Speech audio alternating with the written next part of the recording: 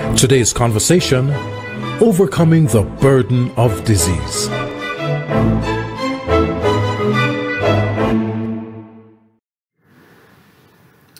Thank you. Hi and good evening, good afternoon, good morning, I should say, depending on where you are tuning in from. As mentioned, I am Dr. Amanda Brown-Bennett and I'm a psychologist, and I'm just going to talk for a little while about the psychological impacts of COVID and of the vaccine and for our community. Before I go any further, the first thing I really want to do is just thank the amazing events team for putting this together. I just also want to acknowledge the other amazing panelists that have spoken and that are involved with this momentous occasion. I think it's so important that we come together and we allow ourselves to have these discussions, that we allow ourselves to engage with conversations that help us to make informed choices and that take on board our feelings and our experiences as well. And so this is a great forum for that opportunity. And today, I know we've been able to hear some great bits of information, had some great advice. All the wealth and experience, expertise that has come forward today has been incredible. And so I just want to thank everybody for imparting into everyone that's tuning in and listening, and also for imparting into me, because I know I certainly am receiving from what I'm hearing. I don't want to dwell too much on the points that have been raised before, but what I do want to sort of start my discussion with is just having a look at mental health in general. So one thing we do know is that we have been paying more and more attention to psychological well-being in recent years.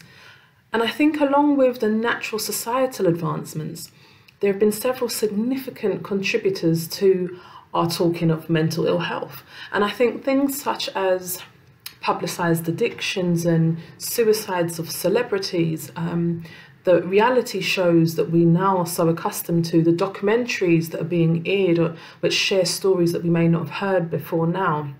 What all of these are doing is inviting us into people's lives. And we know that the rise of this social media age, where people are no longer silenced or keeping things behind closed doors, but people are speaking out quite openly about their experiences. And these things have enabled us to no longer have to fantasize about lives outside of our own, but actually we are now able to be very much a part of those lives. And that is the good and also the not so good. But what it also does is help us to connect on a more human level, because many times we're experiencing things and have felt that we're the only ones, but now we're seeing the fragility of the human condition. And COVID-19 is a pandemic that certainly has given us a talking point in terms of mental health. And why is that? I would say it's because of the implications of this pandemic. And not only are they observable, but they're also universal. And when I'm saying that they're universal, what am I really saying? That gender, age, class, education, locality, culture, none of these have been exclusion zones for the psychological effects that have rocked this world in the past year and a bit. We have all experienced vulnerability of the disease, and what that has done is it's resulted in psychological dis-ease. And why has it had this effect? As I said, I don't want to dwell on the facts of COVID, because I think we've had a lot of that already. But what we do know that is that in terms of COVID itself, we're all aware that we're all vulnerable to it. Any of us can contract it. We know that contracting it can result in severe physical ill health or even death. We know that it can be passed through persons and that symptoms can be asymptomatic, so therefore we may not even display the obvious symptoms that maybe we were once looking for. We also know that we're now fearing for our loved ones, for them contracting it, or for us going among those who may be vulnerable and passing it on without realising. And what we're also hearing is that, blacks and ethnic groups are not willing to take up the vaccine. And there are worries in the communities about maybe being guinea pigs for trials in the past and mistrusts in the system. And all of these have contributed to our concerns, our anxieties around COVID. In terms of the restriction rules, we know that School and work closures, the financial implications, job losses, loneliness, certainly, being on top of each other in homes or in residencies, we know that that has created an impact as well. And what these things have done is, I'm not going to provide an exhaustive list because there are so many ways in which it has hit us, but what we are seeing is an increase in health anxiety. And when I'm saying that, there's so many fears that every symptom or any symptom we may have could be a sign of COVID. There's also worries about, the implications of missed appointments and operations, for pre-existing conditions, and those having been put off because of lockdown restrictions. And in other cases, sometimes it's the fear of actually attending appointments ourselves, because oftentimes we see that hospitals and GP surgeries are a place for persons who are ill to go, which is true. So therefore we feel that actually going to those places, I'm probably opening up myself more to become vulnerable to contracting COVID. So sometimes we have been missing appointments. And there's also worries about, taking the vaccine and the health implications. There's always been some sort of misunderstandings about the vaccine and if we should take it and which one we should take. And then we're hearing about clots and various other things. And that's created additional health anxiety sometimes for those who haven't and who are worrying about taking it. And even in the case of those who may have and may be worrying about what the implications could be. We also know that OCD is something that has been on the rise. We have been constantly reminded to wash our hands several times, to wear our masks, to sanitize, to clean down. We're bleaching more than we were before. We're doing all these things. And although they're great, they're things that we should be doing.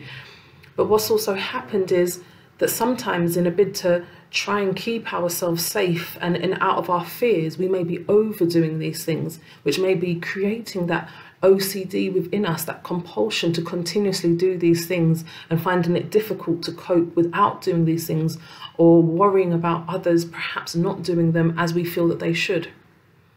COVID and the lockdown rules have also had a huge impact on depression.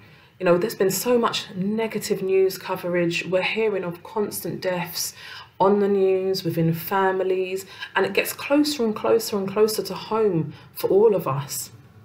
We know that we haven't been able to gather for key events such as birthdays, graduations, weddings, and even funerals. And we know that that's added to that feeling of social isolation. And also, people are retreating within themselves where there is an inability to go out and to socialise. Or actually where people that we may have called tech savvy or those that are constantly on social media, actually there's now an aversion to social engagement due to the fact that classes and meetings and parties have all been on social media, and in a sense we've now become burnt out. We know that also another way it's impacting us socially is those who may be experiencing violence or abuse in homes or in other environments that they're within. They may be isolated from their support systems that they may have had before the situation. And also we know that those who live alone or who have lost somebody during this time are experiencing isolation like never before. The other thing that we've noticed has risen significantly is the cultural implications of COVID. One of the first things that happened is we learned that Black and other ethnic communities seem to be contracting this disease and suffering from the disease and indeed dying from the disease more than their counterparts. We were learning of racial health disparities out of some of those statistics as well. And we've also seen how COVID has highlighted some systemic racisms, and even when we look at what happened last year in terms of the killing of George Floyd, what happened is that actually came in at what was a very difficult time for the world anyway. And at a point where many of us were spending much time partaking or observing social media, which when coupled with our experienced vulnerabilities that we're susceptible, heightened our sensitivity, not only to this event, but to our own cultural identities. Thank God for the recent victory in terms of the case of George Floyd. But we know that this sparked something and a unsettling, and it really uncovered something within us, some things that we perhaps knew and felt underlying, but now there were certain things that felt like they were coming to the forefront. And on top of all of this, it seems as though our culture has been highlighted again in terms of the vaccine, as we're seen as the ones who are least willing to take the vaccination. And we know that in addition to our cultural identity in terms of our race, we also know that faith has played a great part in our willingness and decision to take the vaccine.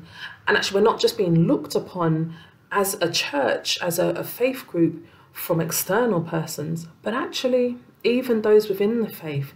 You know, there's those that have a lot to say about those who won't take the vaccine and those who are saying things about those who will. And what we're doing is judging everyone's faith levels based upon their ability to take the vaccine or to not. And then we have the internal struggle with ourselves and God in terms of the pandemic itself, the devastations that have been caused, and in our decision making around taking the vaccine.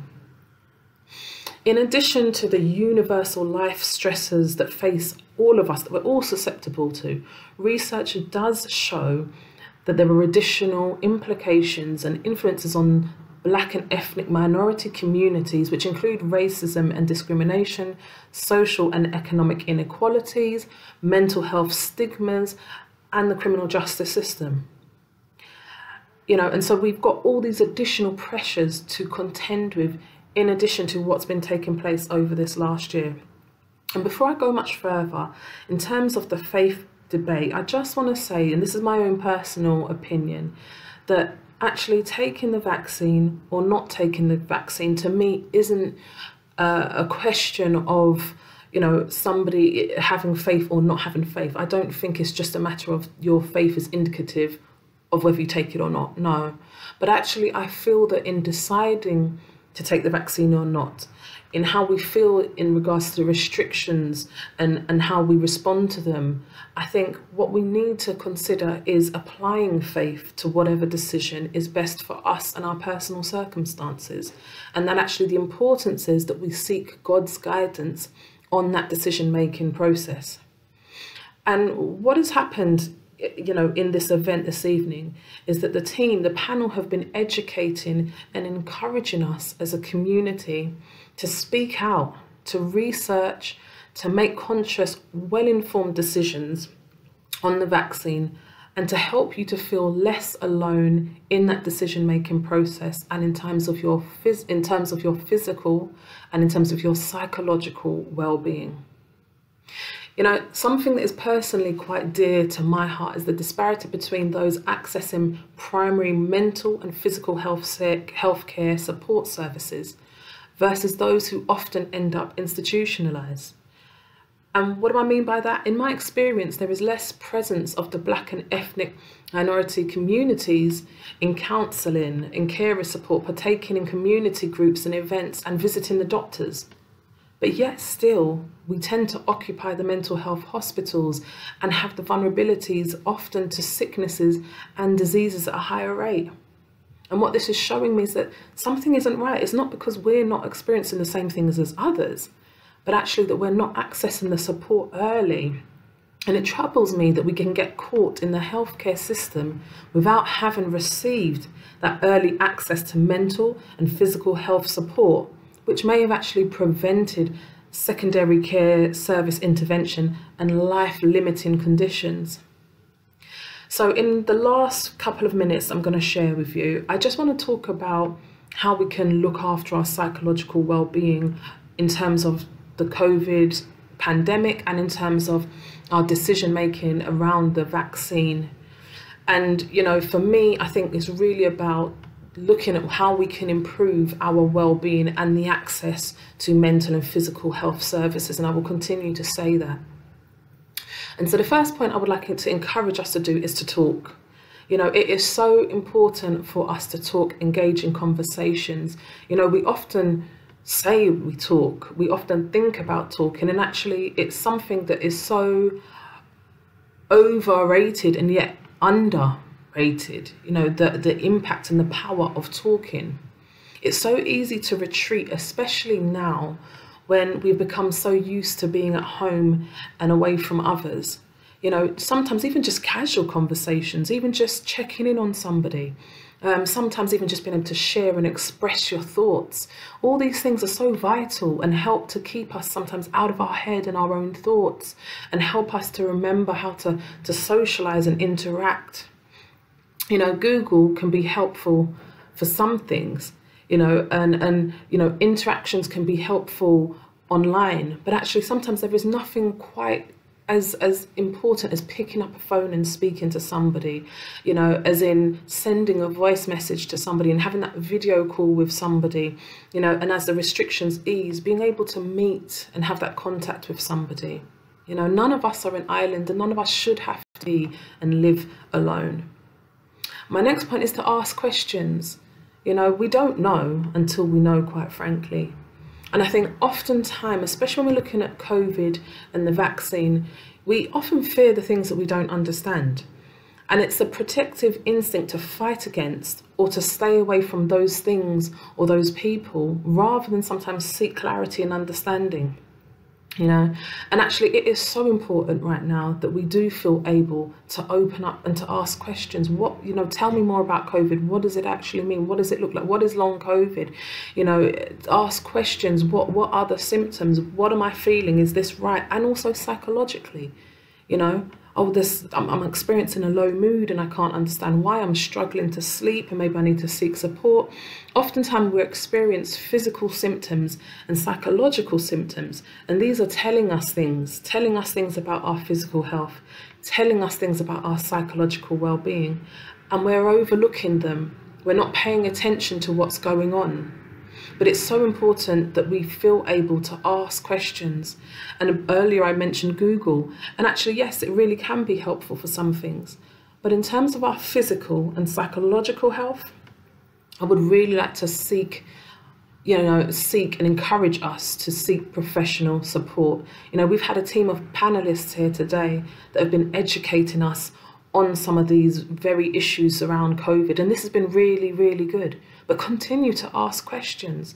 Take what was said today, do a bit more research, ask, you know, inquire, listen back to what has been said today. You know, also, as well, I would say in terms of asking questions, to be mindful about some of the messages that we open. We know that so many messages go around on things such as WhatsApp, and there are so many things out there that we can be open to. But I think it's important that we take care in these, and also that we think twice about passing them on. What are we spreading? Sometimes we think it's being helpful. And of course, if we hear something, we want to share that with our loved ones.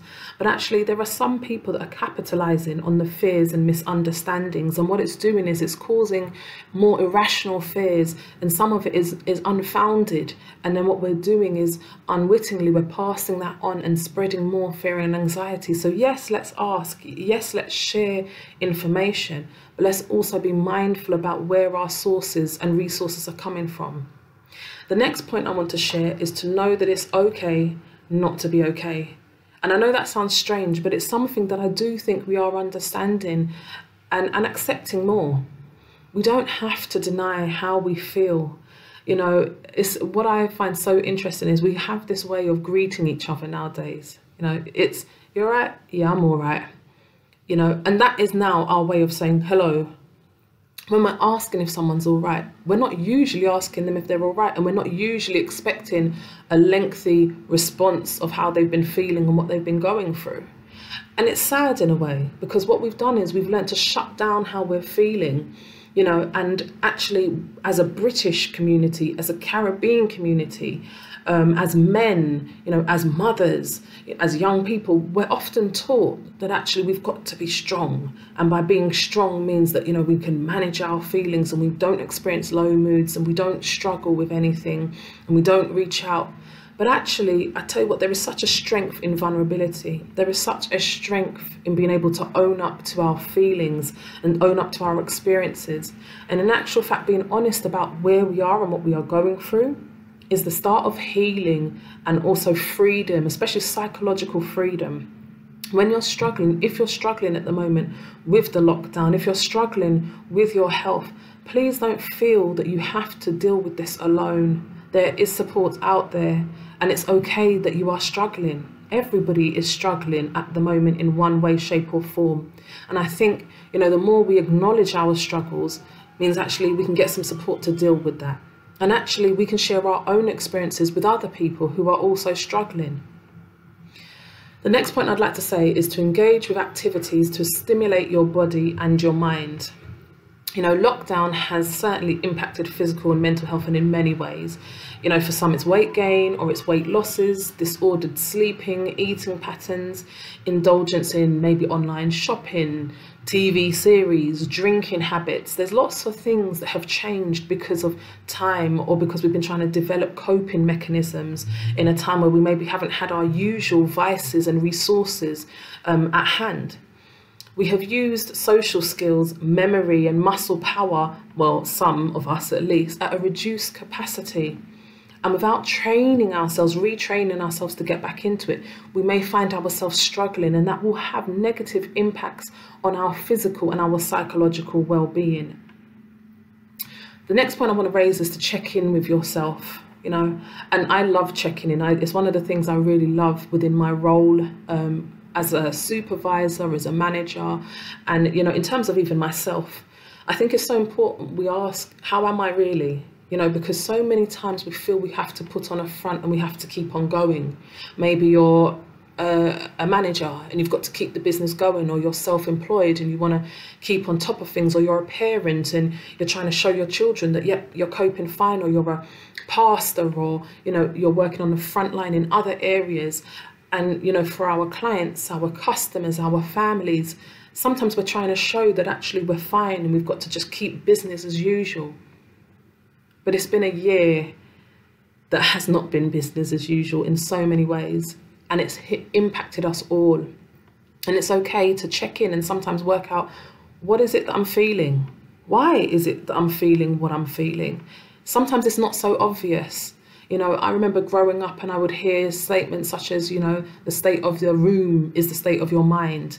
You know, how you organise yourself is saying, you know, what's going on for you internally. And actually there's lots of truth to that.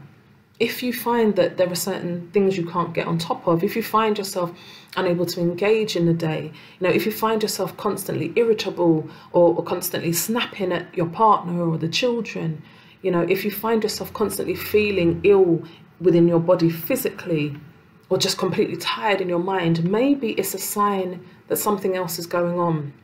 That could be physically or it could be psychologically. And that's where it's so important that we check in with ourselves.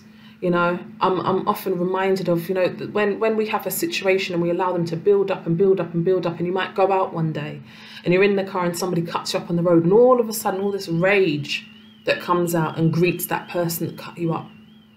And sometimes we even surprise ourselves how we respond. And it's important to ask, was it really about that situation?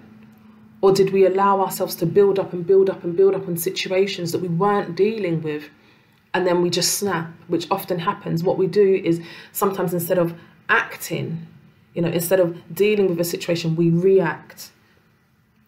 The next point I want to say is to assess your attitude, assess our attitudes. You know, this evening we have been reflecting on our history, our cultural history, and much of that is actually quite painful and highlights many wrongs and reasons for mistrust of the systems that we're in. But it is also important to assess if those feelings and experiences are relevant now, or if we are allowing ourselves to be held back because of those things that have happened. And please believe me when I say the traumas that we have experienced as a people, the traumas you may have experienced as an individual, are very real and ought to be considered. So in no way, shape or form am I discounting what anybody may have gone through. But what I'm also saying is that sometimes, you know, what we hold on to is actually our own detriment and prevents us from accessing healing. You know, it's like I'm reminded of the elephant, you know, that's tied to that rope when it's young and can't get off.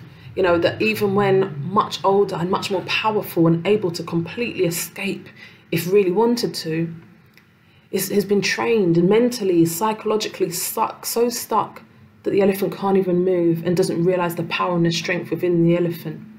And sometimes within ourselves, we are held back too by the things that have happened. And those thoughts and those feelings may prevent us from visiting doctors, may prevent us from engaging with certain conversations around our physical health and our psychological health as well. That actually might just be part of that healing process that we need. Yes, as a people, we suffered greatly, but we are still and have always been a very strong, resilient and resourceful people who overcame and are still continually overcoming.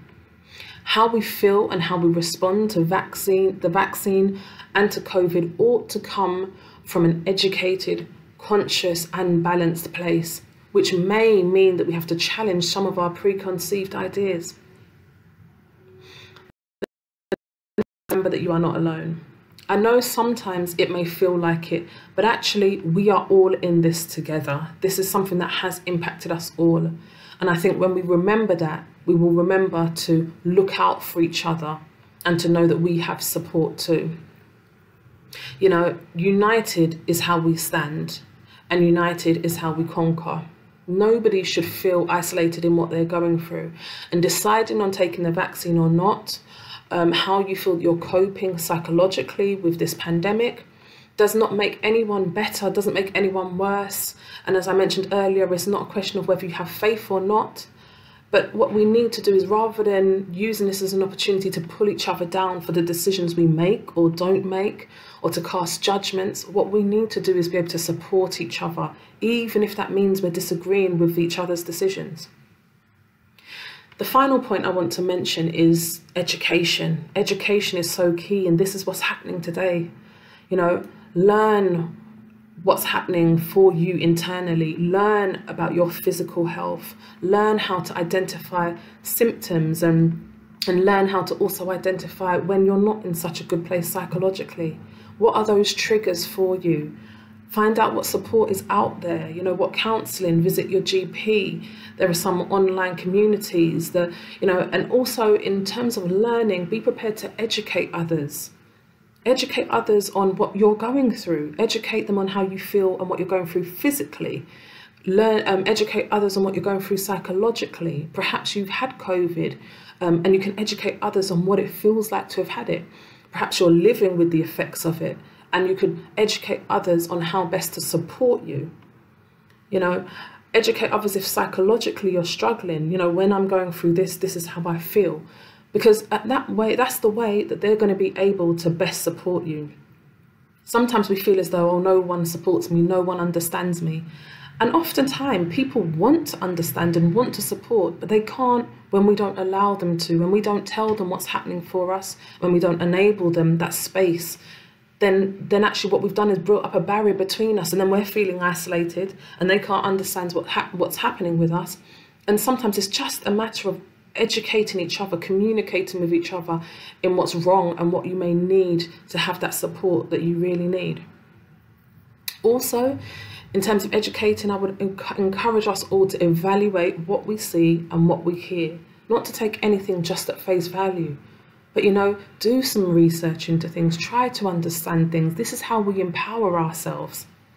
And so these points in my final statement, really, I just want to remind you, these points I've mentioned here: talk, you know, asking questions, knowing that it's okay not to be okay, engaging with activities to stimulate your body and to stimulate your mind, checking in with yourself, your physical health, your psychological health, assessing your attitude towards the pandemic, towards some of the news that we're hearing, towards the vaccine, towards other people and their experiences and opinions.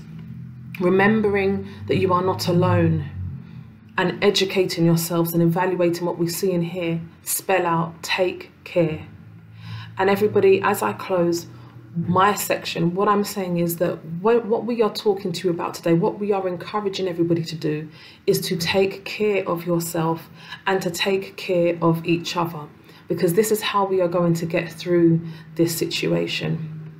Thank you for listening to me, and I'm now going to hand back over.